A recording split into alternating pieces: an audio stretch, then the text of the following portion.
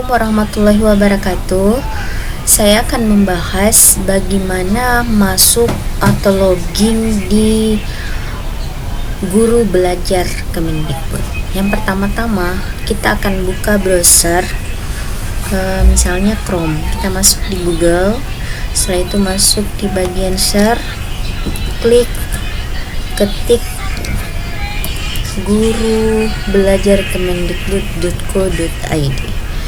Setelah itu kita masuk di seri asesmen kompetensi. Setelah masuk di halaman ini, kita bisa mulai belajar, atau kita klik masuk. Kalau belum pernah masuk, login, klik masuk. Kalau ini sudah pernah masuk, akun saya sudah pernah masuk, jadi dia langsung terkoneksi dengan sistem. Kalau misalnya belum masuk, kita masuk dulu di akunnya, keluar, setelah itu masukkan kembali akun SIM PKB masing-masing guru. Nah, ini masukkan SIM PKB masing-masing guru, misalnya 2015 0149 sekian @guruku.id, kemudian password, setelah itu masuk.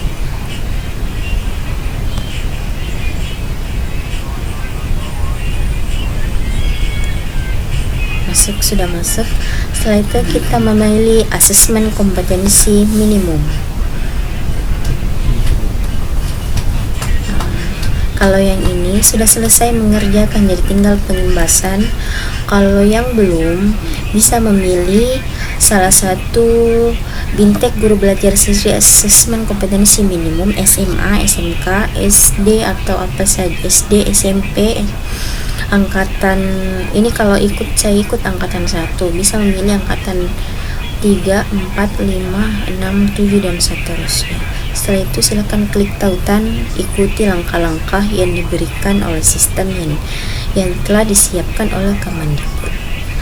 Sekian untuk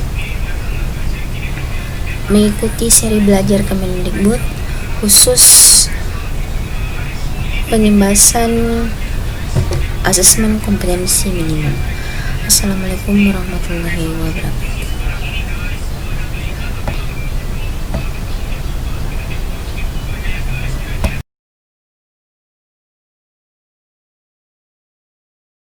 Pertama, saya jelaskan dulu bagaimana sebenarnya itu pas sekarang asesmen nasional diadakan di kelas 11. Nah, di sini latar belakangnya ini ya. Setelah hasil PISA itu penilaian PISA yang membuktikan bahwa kurang dari hasil belajar pendidikan dasar dan menengah. Sekarang mulai dari SD itu misalnya di kelas 1 SD, siapa tahu ada teman adik yang kelas 1 SD, di kelas 1 SD sekarang itu anaknya sudah harus pandai membaca, padahal di TK itu belum tidak baca. Nanti di SD, ternyata di SD itu pas awal-awal langsung dikasih tema, langsung membaca. Nah, disinilah banyak masalah. Karena di Indonesia itu pola pikirnya itu masih sangat-sangat kurang. Kemudian membacanya masih sangat-sangat kurang. Matematikanya apalagi. Nah, kemudian ini ya. Nah, kemudian kemampuan guru-gurunya di Indonesia itu belum merata. Ada yang misalnya di daerah perkotaan, kemudian di daerah pedesaan misalnya, sangat kurang, terutama masalah teknologi. Saya nggak perlu bahas ini. Kemudian ini ya, asesmen nasional. Ini yang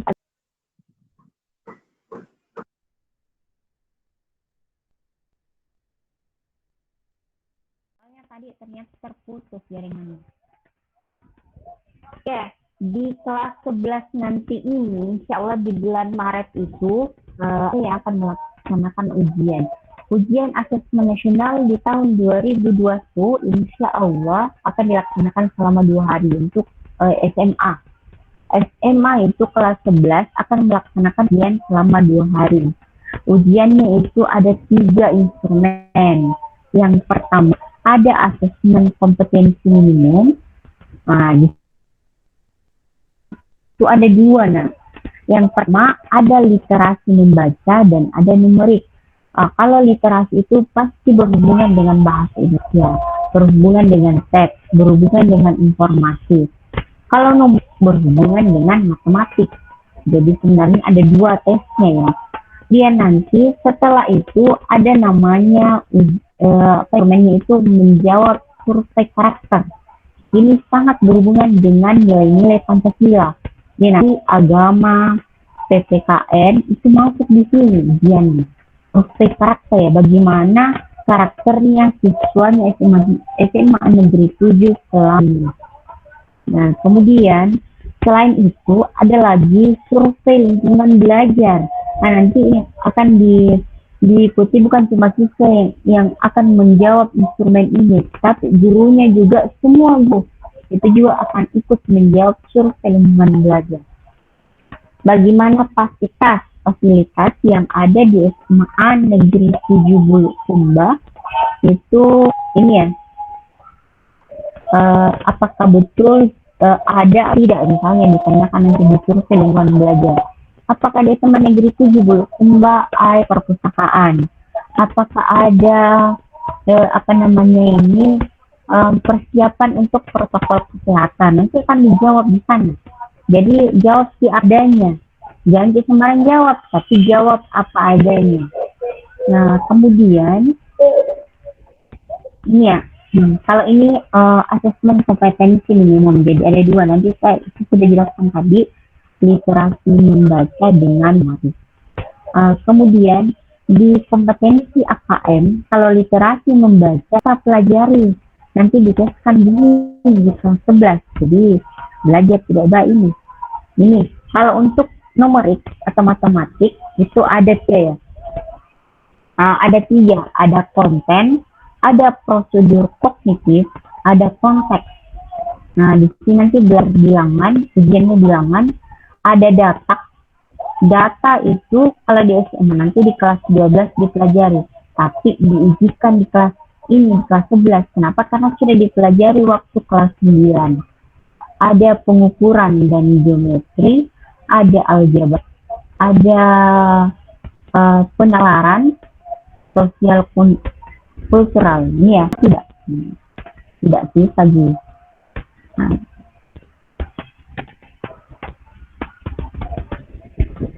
masih kedengaran, Nak? Halo? Masih, Bu. Oke. Misalnya gini, contoh soal numerik matematik. Misalnya dikasih seperti ini soal ya. Soalnya itu kalau tidak biasa. Misalnya gini, dikasih soal seperti ini. Ibu sudah kirim di di classroom itu sudah ada materinya ini. Contoh soal dikasih tabel, ada diagram. Kemudian misalnya gini, materi organik, materi komposisi, nilai berhubungan dengan biologi, tapi sebenarnya dihubungkan dengan matematik. Nah, ini sampah organik lebih lama terurai dengan tanaman sampah organik lainnya. Waktu disposisi ini ya lebih lama daripada plastik, namun dari kulit. Nah, ini seperti ini soalnya.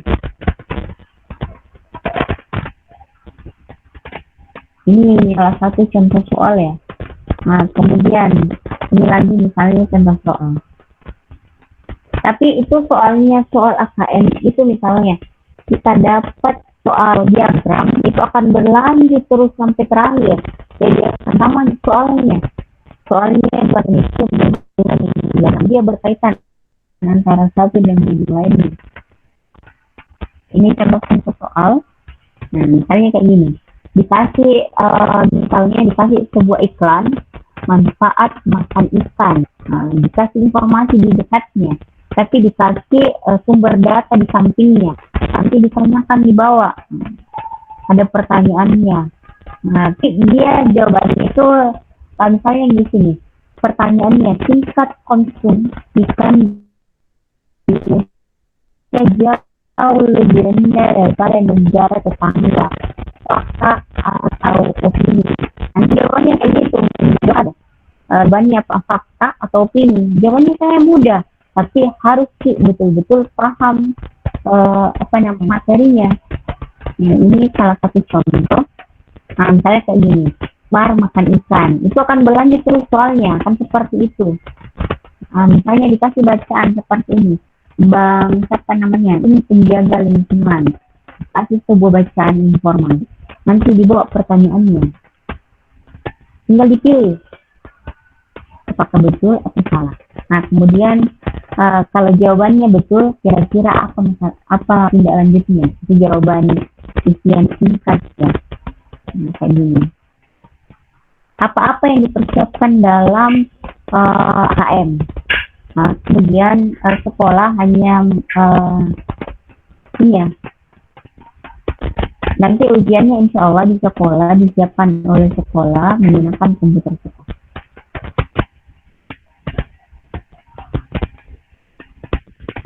Itu mengenai AKM. Saya jelaskan sedikit supaya anakku paham. Sedangkan kita akan menghadapi ujian insya Allah di bulan Maret. Di materi kompleks ada pilihan ganda kompleks. Pilihan ganda kompleks ini gini, jawaban benar lebih dari satu. Jadi nanti dicentang itu kalau modelnya segi 4 dan jawabannya lebih dari satu. Kemudian ada isian menjodohkan, atau kan misalnya isian lengkap ya.